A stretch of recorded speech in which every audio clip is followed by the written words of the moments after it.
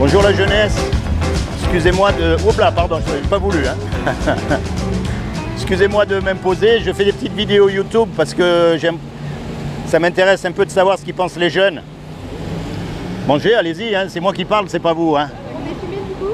Voilà, oui, je fais des petites vidéos YouTube, si ça vous embête pas, bien sûr, hein. Sinon je peux toujours... voilà, c'est parfait. Alors, je vous explique. Je peux juste avoir... Ah ben après, en dernier, c'est la récompense. C'est la récompense. Je sais pas si il y avait marqué votre chaîne YouTube. Eh ben ça, c'est marqué, ouais. Ah voilà. Alors, je vous explique. Aujourd'hui, on nous parle de tout et de rien, on est bien d'accord? D'accord. Et en plus, on nous met des masques sur la tête, on nous fait croire des tas de choses, mais il y a un sujet dont on ne nous parle jamais. C'est qu'un jour ou l'autre, on va mourir tous. Ben oui, non, mais on y va tous. Alors, je sais qu'à votre âge, on est immortel, mais malheureusement, il y a des jeunes qui partent aussi. C'est pas vrai? On n'y pense pas à votre âge. Ah, vous y pensez? Vous y avez déjà pensé? Non, j'ai des amis qui sont déjà. Eh oui, je sais, il n'y a pas d'âge pour mourir. Donc, la question, c'est de savoir qu'est-ce qui se passe après. Est-ce que vous avez une idée de ce qui se passe après? Vous, rien. D'accord. Et vous? Bah, après, on se fait brûler. Alors, vous réincarnez en quoi? En papillon, en cochon, en quoi? D'accord. Vous, qu'est-ce qui se passe? Moi, je me réincarne en licorne. Vous réincarnez en licorne. Et vous? Bah, j'irai au paradis ou en enfer. Paradis ou en enfer. Et vous, là-bas? Moi, si je meurs, je meurs. J'ai pas envie de. D'accord, ok, c'est parfait. Bon. Moi, je rigolais. Mais je pense scientifiquement, ton cerveau, il est éteint, ton âme aussi. Je pense qu'il y a plus rien à faire, on meurt. Ça, c'est ce que vous pensez. D'accord? D'accord, on meurt comme ça. Je vais vous dire, vous savez qu'il y a des lois qui existent. La loi de la pesanteur, la loi de l'aérodynamique, tout est régi par des lois, on est d'accord? Vous ne pouvez pas prendre une tomate ici et la faire pousser au pôle Nord, ça ne marchera pas. Eh bien, il y a aussi une loi morale. Et la loi morale, ce sont les 10 commandements. Est-ce que vous connaissez les 10 commandements? Ça, c'est pas que dans la Bible, en fait. C'est dans pratiquement tous les livres religieux. Hein. Parce que tout le monde reconnaît la loi. C'est la loi morale. C'est la loi qui détermine si on est quelqu'un de bien ou si on est quelqu'un de pas bien. C'est la loi qui détermine. Alors, on va voir comment vous allez faire. Et attention, je ne vous juge pas, parce que moi, j'ai lamentablement échoué au test. J'ai cassé toutes les lois. D'accord? Alors, il y a une loi qui dit « tu ne mentiras pas ». Et du coup, on fait les 10 commandements? On va pas faire les 10, c'est pas la peine, vous allez voir. Est-ce que vous avez déjà menti? Oui. Et vous? Et vous là-bas? Et vous?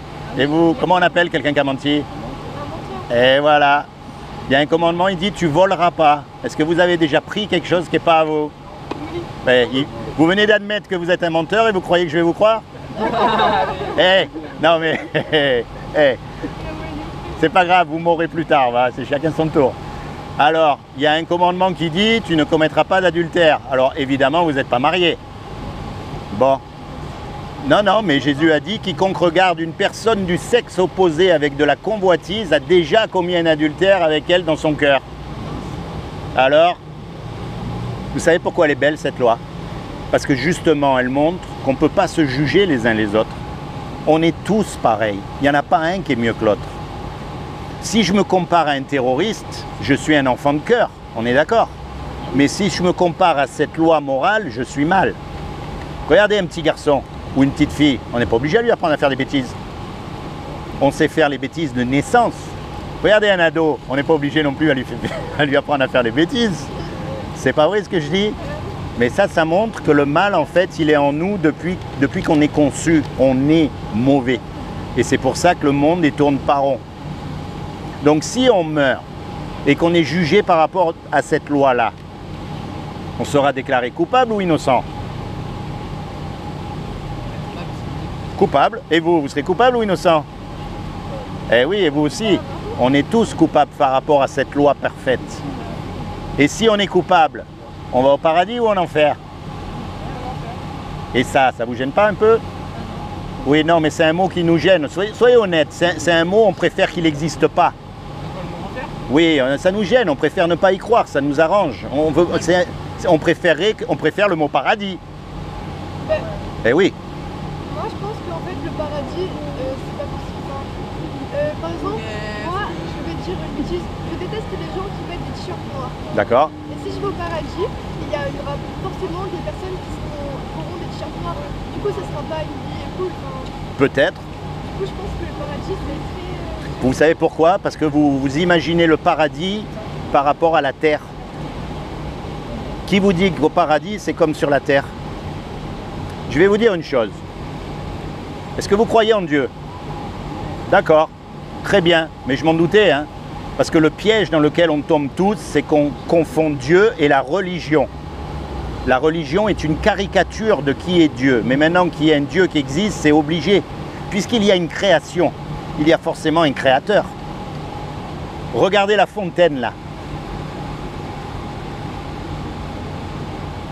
Quelle est la preuve qu'il y a quelqu'un qui a fabriqué cette fontaine? Non, mais c'est la fontaine elle-même. Imaginez, je vous dis, la fontaine, elle s'est faite toute seule. Vous allez me rire au nez. Pourtant, elle est merveilleuse, cette fontaine. La sculpture et tout, c'est pas facile, on est d'accord. Ben maintenant, vous regardez votre cerveau, vos mains, vos yeux. C'est d'une complexité extraordinaire, un papillon. Nous, on les écrase maintenant, les papillons, on s'en fiche. Mais regardez la beauté que c'est, un papillon. Eh bien, allez faire un papillon à partir de rien. Vous voyez ce que je veux dire? Puisqu'il y a une création, il y a forcément un créateur, il y a forcément une intelligence derrière. Et le problème, c'est que les religieux se sont accaparés ça et ils nous ont fait croire que c'est eux qui représentent un soi-disant Dieu. Mais c'est faux. Puisqu'il y a des lois qui existent, il y a forcément quelqu'un qui les a écrites, ces lois, elles ne peuvent pas s'écrire toutes seules. Mais c'est d'une simplicité, vous voyez? Et maintenant, je vais vous dire une chose. Quelqu'un qui crée, un artiste, il aime ce qu'il crée. Un musicien, il aime sa musique. Un cuisinier, il aime la cuisine qu'il fait. Non, mais c'est simple. Eh bien, puisque Dieu nous a créés et qu'il a créé toute cette nature qui est merveilleuse. Regardez, un pigeon, c'est pas un pigeon, c'est une tourterelle, pardon. C'est merveilleux. Magnifique, on les regarde même plus aujourd'hui. Mais regardez bien comme c'est magnifique. Eh bien, un créateur, il aime ce qu'il fait. Dieu nous aime puisqu'il nous a créés. Et il ne veut pas nous punir. Il ne veut pas qu'on aille en enfer. Il ne veut pas qu'on subisse les conséquences de notre péché. Donc il a fait quelque chose par amour pour que vous et moi, malgré qu'on soit coupables, eh bien, on puisse être pardonnés. Est-ce que vous savez ce qu'il a fait? Alors je vais vous dire, comme il n'a trouvé aucun homme de parfait sur la terre, parce que ni même le religieux des religieux, ni même le pape, il pourra dire qu'il n'a pas menti ou qu'il n'a pas regardé une femme du coin de l'œil. Parce qu'en plus, eux, comme ils en sont privés, ils doivent regarder plus. On est bien d'accord? Eh oui, non, mais ça doit leur manquer quelque part, parce que c'est naturel. Hein. Eh bien, comme il n'a trouvé aucun homme de parfait sur la terre, il est venu lui-même. Et il s'est habillé avec un corps. Il a pris une forme humaine, qui est Jésus. Et il a dit, quiconque croit que Jésus est le Fils de Dieu et qu'il est ressuscité des morts, il aura la vie éternelle à mes côtés. Mais ce n'est pas le Jésus que vous voyez dans les églises à moitié mort. Hein. Moi, je parle du vrai Jésus qui est vivant. Mais maintenant, il y a un problème là-dedans, c'est que les démons, parce qu'ils existent les démons, ils croient aussi et ils tremblent. Donc la clé là-dedans, c'est un mot qu'on appelle la repentance. Et repentance, ça veut dire quoi? Alors bien sûr, il faut arrêter de mentir, de voler, de regarder la femme du copain. Mais ça, on le sait parce que la conscience, elle nous le dit quand on le fait. D'accord? L'essence même de la repentance, ça veut dire de se tourner vers Dieu. Ça ne veut pas dire d'aller dans une église, d'aller dans une secte, d'aller chez les témoins de Jéhovah ou tous ces trucs. Pas du tout, non. Ça veut dire de se tourner vers Dieu quand vous êtes tout seul. C'est là que vous commencez à avoir une relation personnelle avec lui. Et je peux vous le prouver, parce que la religion, c'est quoi? Tout le monde fait pareil. Vous êtes croyant, vous? Oui, tout le monde fait pareil. Tout le monde pense pareil. Et si vous n'êtes pas d'accord avec eux, ils vous chassent et il y en a même qui vous tuent. C'est ça la religion. C'est pour ça qu'il y a tout le temps des guerres de religion. On est bien d'accord. Mais Dieu ne nous a pas fait des robots. Et la religion, c'est tous des robots. Dieu vous a fait unique. Il n'y en a pas deux comme vous. Il n'y en a pas deux comme vous. Il n'y en a pas deux comme vous et comme moi. Et ça, depuis que tous les hommes et toutes les femmes, elles existent, il n'y en a jamais eu deux pareils. Même les jumeaux, ils ne sont pas pareils. Et ça montre quoi? Ça montre que ce que Dieu veut, ce n'est pas une religion, mais c'est une relation personnelle avec vous. Il veut vous parler, il veut rentrer dans votre cœur, il veut vous bénir, il veut vous secourir quand vous nous avez besoin. Et plus que tout, il veut vous sauver du jour du jugement dernier. Alors pas comme les hypocrites dans les églises à faire Alléluia le dimanche et le lundi vous oubliez que vous êtes allé dans l'église le dimanche. Non, quand vous êtes tout seul, dans votre chambre, vous commencez à lui parler, à lui dire voilà, je m'appelle comme ça, je ne crois pas en Dieu, mais ça m'intéresse, je veux chercher parce que oui, je vais mourir aussi, oui, j'ai péché. Et vous commencez à le chercher. Parce qu'il n'y a rien de plus important que la mort. Quelle que soit la galère où on est ici, que l'on soit sur une chaise roulante, que l'on soit dans un hôpital, que l'on soit en prison, ou même que l'on soit riche et en bonne santé, ça s'arrête puisqu'on meurt. Mais après, il n'y a personne qui est revenu, ça ne s'arrête plus. Donc on nous maquille ces choses, on ne nous parle pas de ça, mais c'est très important. Alors encore une fois, moi mon but, c'est pas de vous amener ni dans une religion, ni dans une église, mais vous preniez conscience qu'il y a un Dieu créateur qui nous a fait, et que le jour où on meurt, eh bien, il faudra qu'on rende des comptes. Et lui, par amour, il est venu se sacrifier pour nous. Et tout ce que vous avez à faire, c'est accepter ce qu'il a fait pour vous sur la croix. Imaginez, on fait un braquage. D'accord? Un grand braquage, hein, parce qu'on est 6, alors imaginez. Hein. Puis bien sûr, on se fait attraper par la police. On passe devant le juge et le juge lui dit, voilà, vous me donnez 1 million d'euros, vous partez 50 ans en prison. Vous avez le 1 million d'euros, vous? Ben moi, je ne l'ai pas. Je suis condamné. Et puis, il y a un homme qui arrive, qu'on ne connaît même pas, et qui paye à notre place pour qu'on soit libre. Comment vous allez être par rapport à cet homme? Redevable. On est bien d'accord? Eh bien, c'est ce que Jésus il a fait pour nous. Et tout ce qu'il vous demande, ce n'est pas de rentrer dans une religion. Non, c'est d'avoir une relation personnelle avec lui. Vous jouez de la musique? Ben, vous jouez de la musique quand vous jouez de votre instrument. Non, mais quand vous jouez de vos instruments, parlez à Dieu. Dites-lui, moi je suis un musicien, je veux te jouer de la musique. C'est pour vous, c'est pas que pour vous que vous jouez de la musique, c'est pour les gens que vous aimez. C'est pas vrai, en général on a envie de partager. Il vous a donné ce don-là d'être musicien. Parce que lui aussi c'est un créateur. Qui vous a dit que vous ne pouvez pas jouer de la musique pour Dieu quand vous êtes tout seul? Qui vous a dit que vous êtes obligé d'aller dans une église ou dans une religion quelconque? Voyez? Je vous explique, il est mort pour vous. Il a donné sa vie pour que vous soyez libre. Donc en reconnaissance, vous lui donnez de l'importance. Vous lui parlez. Oui, si vous voulez, c'est l'ultime preuve d'amour que Dieu nous a fait. C'est quand il est venu sur terre, a pris une forme humaine, et qu'il est mort à notre place pour que nous, on puisse avoir la vie éternelle. Ce n'est pas une religion. Il y avait déjà la vie avant lui. Non, mais je parle de la vie éternelle. Nous, on a une vie limitée. On arrive dans le temps, on est limité. On naît telle date et on meurt telle date. Mais ça ne s'arrête pas là. Votre corps, il va dans la poussière, mais pas votre âme. Votre âme, elle est immortelle. La partie qui fait que vous êtes vous. La partie qui fait que vous êtes amoureux d'une fille et pas d'une autre, la partie qui fait que vous avez toute votre personnalité, la partie qui fait que vous êtes créateur de vos chansons et qu'un autre il ne va pas créer la même que vous alors qu'il joue du même instrument. C'est cette partie interne qu'on ne peut pas voir et pourtant qui existe. Il y a plein de choses qu'on ne peut pas voir et qui existent. Ne serait-ce que la parole, ne serait-ce que les sentiments, on peut pas voir. Vous voyez ce que je veux dire? Ça existe pourtant. Il y a plein de choses dans le j'allais dire dans l'invisible. Non, mais dans ce qu'on ne voit pas qui existe. Eh bien, c'est cette partie-là qui va retourner à son créateur. Mais attention, je ne vous demande pas de prendre pour argent comptant tout ce que je vous ai dit. Je vous demande juste d'y réfléchir. Et quand vous êtes tout seul, ben vous pensez à ces choses. Et n'ayez pas peur de parler à Dieu. S'il existe, imaginez, il n'existe pas. Bon, on aura rigolé 5 minutes. Vous aurez dit qui c'est cet énergumène là qui est venu pendant qu'on mangeait machin, ok c'est bon. Mais s'il existe, vous aurez perdu gros. Et ce qui... que le créateur, que Dieu existe, très simple, la création. Aussi simple que ça. Puisqu'il y a une création. Alors je vous explique. La réponse à ça elle est très simple. Non, vous allez voir. Puisqu'il a tout créé, il a créé le temps. Et s'il a créé le temps, il est en dehors du temps. C'est pour ça qu'on l'appelle l'éternel. Et voilà, si vous voulez, il n'est pas dans le temps. Mais je sais, ça fait rire beaucoup de gens parce qu'on ne peut pas le prouver scientifiquement. Mais il y a beaucoup de choses qu'on ne peut pas prouver scientifiquement. Vous voyez? Ne serait-ce que le port du masque. Le port du masque, on ne peut pas prouver scientifiquement que ça protège ou pas. Ça ne protège pas. C'est des scientifiques. Oui, mais vous n'avez pas vu comme ils se contredisent tous? à la télé. C'est la bagarre sans arrêt entre les mêmes scientifiques. Il y en a qui vous disent oui, il y en a qui vous disent non, il y en a qui vous disent peut-être, il y en a qui vous disent on ne sait pas. C'est pas vrai? Mais oui, mais ça protège, c'est une nouvelle maladie. Un fait scientifique, normalement, ça doit être indiscutable parce que ça doit être reproductible en laboratoire, d'accord? Et ça doit être prouvé.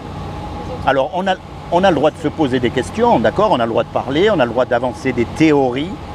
C'est ça qui fait avancer d'ailleurs la recherche. Mais tant qu'un fait n'est pas prouvé, c'est pas un fait scientifique. Mais là, ils ont prouvé avec dans le médical, ils travaillent tout le temps avec des masques. Ils ont rien prouvé du tout.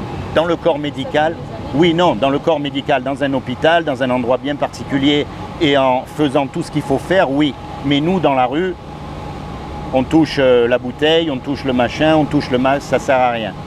Bon, encore une fois, ne prenez pas pour argent comptant ce que je vous ai dit, c'est pas le but. Mais quand vous êtes tout seul, pensez à ces choses parce que on ne sait pas quand on part. On ne sait pas quand on part. D'accord? C'est vrai? Ouais, mais bon, je trouve que c'est triste d'en arriver là, franchement. Mais bon, on ne peut pas se mettre à la place des gens, la souffrance. Mais vous savez pourquoi? Parce que quelque part, quand vous comprenez Dieu, tout le monde dit oui, mais s'il y a Dieu, pourquoi il y a tant de misère? On ne vous a jamais dit ça? Si Dieu existe vraiment, pourquoi il y a tant de misère sur la terre? Mais s'il y a tant de misère, ce n'est pas une preuve que Dieu n'existe pas. C'est peut-être une preuve qu'on a un problème avec Dieu. Imaginez, on achète la dernière BMW, toute neuve, sort du garage, et on décide de faire un voyage en Alsace. On prend la route, arrivé à Lyon, la voiture elle commence à brouter, à trembler, à fumer de tous les côtés. Qu'est-ce que vous allez dire? La voiture elle n'existe pas? Ou on a un problème avec la voiture? Vous allez dire on a un problème avec la voiture? Regardez le monde comme il est aujourd'hui, et spécialement les religieux. Spécialement les religions. Vous avez remarqué en Syrie, la journée ils jettent des bombes sur des enfants et sur des vieux, et puis la journée ils vont à la mosquée prier Dieu. Vous connaissez l'histoire du catholicisme? Vous savez les meurtres, les crimes, les guerres qu'il y a eu, et puis après ils vont à la messe prier Dieu. Il y a une incohérence quand même. Vous voyez? Alors maintenant vous allez avoir la récompense.